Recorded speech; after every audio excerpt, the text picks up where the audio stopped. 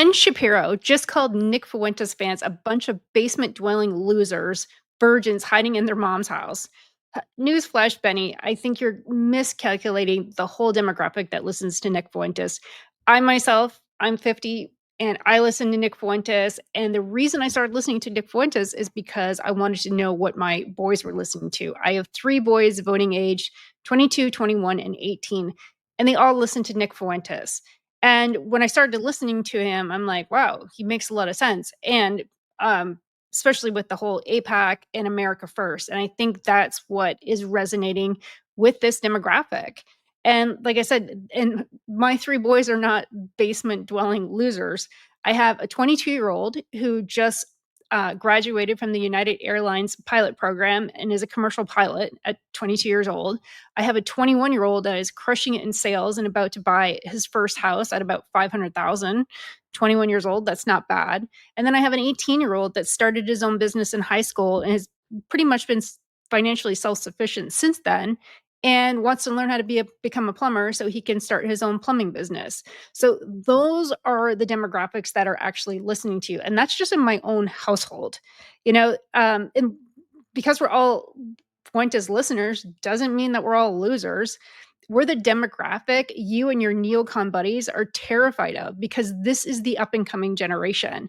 The old oligarchs are going to start dying off, and this new generation coming up is going to be all about America First because they're done with funding Israel wars and they're sick of DEIs screwing them all over, and they're ready to call it out, the apex swamp and the whole bullshit when it comes to Israel. And this is why Fuentes is winning hearts and minds and why you're losing it. And if you missed it, Ben Shapiro went on a tirade saying Nick Fuentes' audience is just a pack of incels, unemployed weirdos living in basements, no friends, no future. He paints them as this pathetic rejects who latch onto Fuentes because they're failures in life. And thanks for the psychoanalyst, Ben, but that's not the real reality check. And that is not my experience whatsoever. Like I said, I'm just looking at within my own household. And that's a lazy stereotype from a guy who's never steps outside his own echo chamber. And have a listen here. Here is him on his tirade and pretty much sums it up. Have a listen here. Listen to Nick Fuentes. You are likely to be a loser. He is a loser. He is a basement-dwelling, ridiculous loser who spends his days ranting on the internet to a bunch of other basement dwellers. Don't be one of those people. You don't have to be that. You can actually go get a job. You can get married. You can have a girlfriend. You can actually, make something of yourself in this world. And it was really funny. There was one point where actually Tucker made some sort of disparaging reference to Fuentes about this when he was doing an interview with another delightful person, Candace Owens. And in the middle of this interview, he sort of made a disparaging remark about Fuentes. And Fuentes went right back at him and said, you're insulting the basement dwellers, Tucker. Those are your people. Like you said they were your people, but actually you scorn them. Here's the thing. Nobody should scorn people who are unsuccessful in life when they don't know better. But it's our job to teach them to know better. Right? It is not good. If you listen to Nick Fuentes, there is no way your life gets markedly better. In fact, it gets markedly worse. If you listen to the life prescriptions of Andrew Tate, your life will get worse, not better. You will end up alone, joyless, with no purpose in life. You will end up not being very wealthy. You'll have made him wealthy by giving him your money, by being grifted upon. And if we don't make that aggressive case on behalf of our own values, and yes, against those values, and not in a shy way, then we deserve to lose. Let's talk about Nick Fuentes himself. The media calls him controversial, extreme, whatever buzzword they slap on anyone who doesn't toe the line. But if you're actually listening to him, and I mean really listening to him and not just clipped sound bites, he's sharp as a tack. He's very articulate. The guy debates circles around PhDs, and he is knowledgeable. He drops history, politics, economics like it's nothing. He has names, dates, policy, and he's all on point. And he's really funny too. Come on, he roasts our gold. And these establishment clowns, like they're vampires sucking the life out of America. And it's hilarious because it's true. Fuentes isn't a ranting lunatic. He's strategic. He connects dots the mainstream conservatives like Shapiro ignore or downplay. And that's why young guys like my sons, they flock to him. In a world where everything's sanitized and scripted, Fuentes is real and he's just raw. He's relentless. He's not afraid to punch up or down if need be. So Ben, if your audience is so superior, why are they aging out? Well, Fuentes' crew is young, energized, and they're growing, and you're missing it. This isn't about losers, it's about leaders. And this is his kind of Nick Fuentes' counterattack when Ben Shapiro was on Megyn Kelly, and she decided to play this video. And what bothers me about that, I love Megyn Kelly, and what I love about her is that she takes things that have been taken out of context and kind of narrows in and said, like what the mainstream media has taken this little snippet and spun it out of something what it wasn't really was portraying at all. And she did exactly that with Nick Fuentes. She took this little video snippet of him playing a video game. And think about this. He was playing a video game in the middle of the night, playing I don't even know, auto theft something, some stupid video game when they're driving around in cars and they shoot at people. So that's the whole entire game.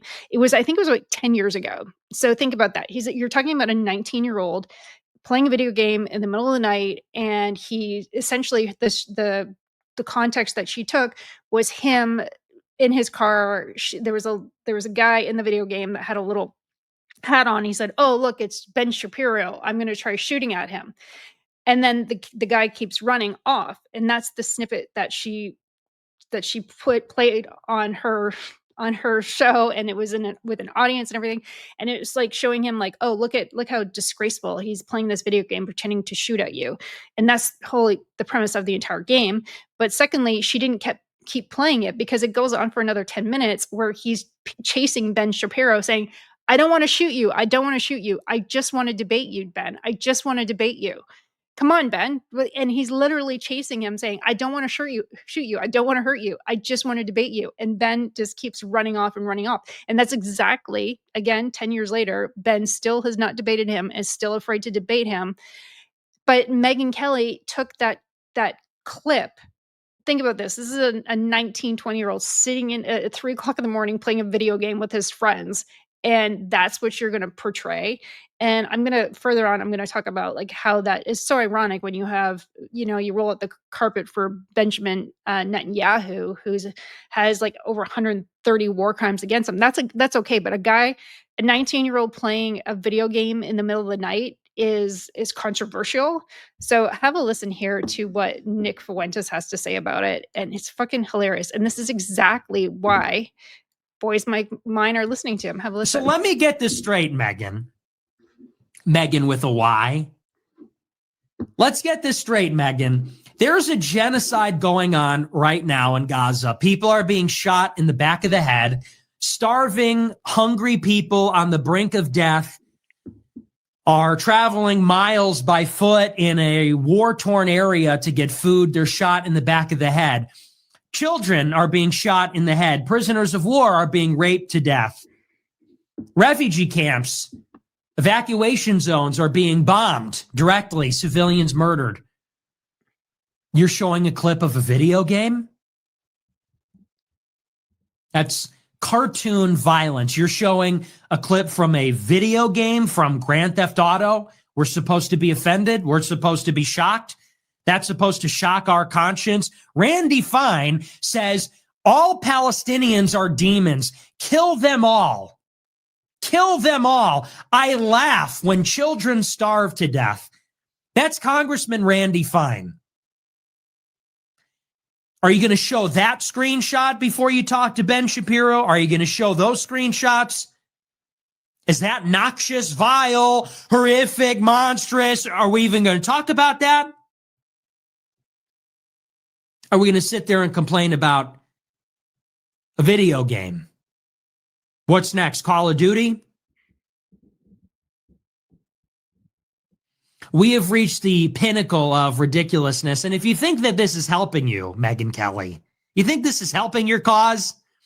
Think about the problem that they have on their hands. They say millions and millions of young men are following Nick Fuentes. How do we get them to stop? Oh, I know. We're going to get a blonde mom. We're going to get a rich white woman. We're going to get an affluent blonde white woman to concern troll about a video game. He was playing this video game and he killed this character in his video game. You think that's going to get everybody back on board? That's the recipe for winning back the young guys? 15-year-old young guys are going to watch that and say, oh my gosh, I love Nick Fuentes, but then I saw that. Get the fuck out of here. Get the fuck out of here.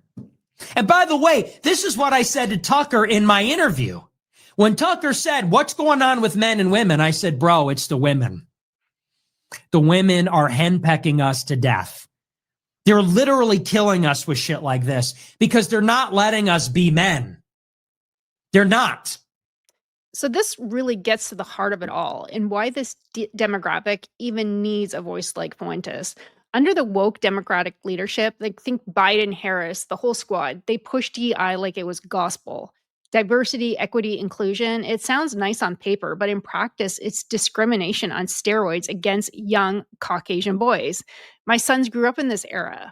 Scholarships prioritized for everybody else, college admissions, affirmative action, tilting the scales, job opportunities, companies bragging about diverse hires while white guys get passed over. And it's not conspiracy, it's policy.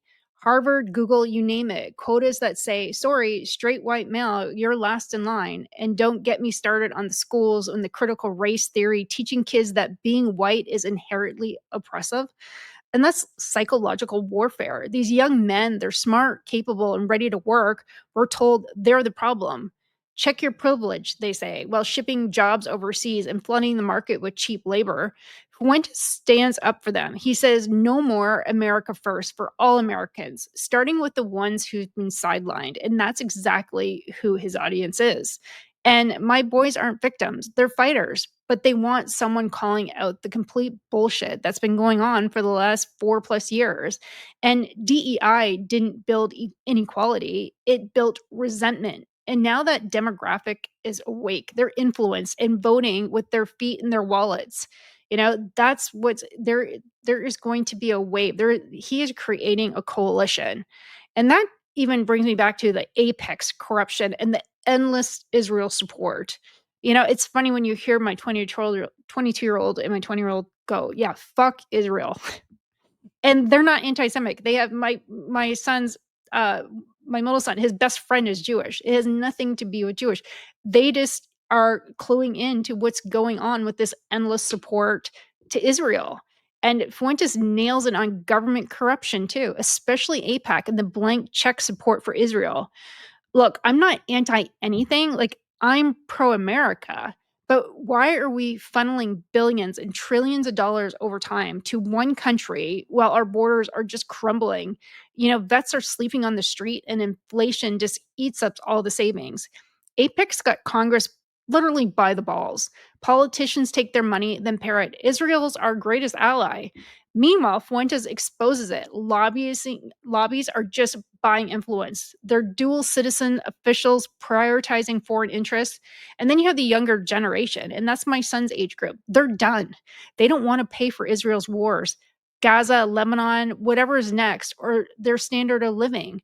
Why should American taxpayers foot the bill for another nation's defense while we can't afford healthcare? And then the kicker, if you question it, boom, like it's like you're called an anti-Semitic label. And they're so over it. That has just become white noise to that younger generation. They're just so over it. They have literally, they're dialed in, they're clued in. Just because you're not again, or you're not for Israel or against Israel has nothing to do with the Jewish religion whatsoever. And you don't want foreign aid, this endless foreign aid. And, oh, you must hate Jews. That's not a debate. That's a complete deflection. And like I said, they're clued into that. And Fuentes, he just calls it out without flinching. Young people see right through it. They're not buying the guilt trip anymore. Polls show it. Gen Z wants America first, not Israel first. And it's not just the Gen Z. I think it's that Gen Z, you kind of think about 30 and under. And even with the last New York election, you saw it was 45 and under. That the Mandami, the one thing that he said that all the other politicians didn't say was, where would you go first as soon as you become mayor? He's like, I'm not going anywhere. I'm staying here to fix my own city. And all the other politicians that were fighting for being the mayor of New York said the first place I'm going to go is Israel. And that just sums up the problem. in one like nutshell. And here's where it completely gets hilarious, unironic, and completely hypocritical. USA commentators like Shapiro, they won't they won't debate him. They are afraid to debate Fuentes. And I don't give it, they're like, oh yeah, they Shapiro would eat him up and spit him out. Yeah, well, why doesn't he do that? Because that would say a lot. That would say a lot to that younger generation if Shapiro could just annihilate Fuentes in a debate. But we all know that could never happen. They won't give him a platform. Oh, he's too toxic, they say. Dangerous ideas. But the ironic thing is that they roll out the red carpet for Benjamin Netanyahu, the guy who's accused of war crimes, bombing civilians, uh, ICC warrants hanging over his head, and he's not even allowed in over 130 countries because of it. Think about that. They love Netanyahu, but Nick Fuentes, he got put on the no-fly list. They are after Nick Fuentes, and then Netanyahu, you literally have the president of the United States pulling out his chair for him so he could sit down. Think about that. Netanyahu addresses Congress, gets standing ovations while Fuentes gets shadow banned and demonetized.